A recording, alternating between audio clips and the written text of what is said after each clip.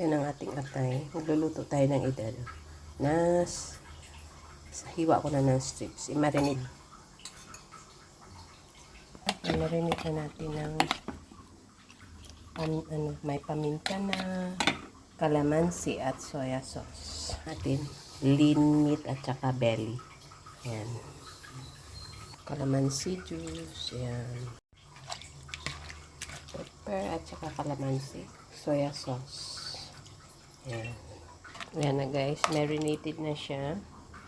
At ito naman ang ating atay. Marinate natin for 1 hour. Maghihiwa tayo ng ating gulay. Carrots at mga bell pepper. Yellow, red, and green.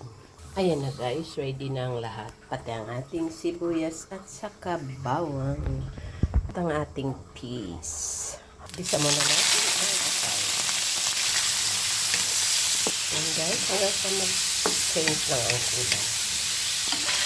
Sunod natin ang honey. Ayan. Bisa lang natin. Hanggang sa maluto.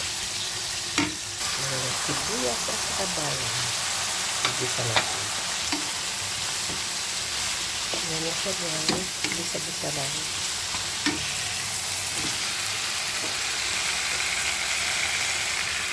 Ayan na siya guys.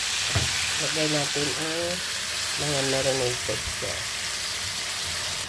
Lagyan ng paminta.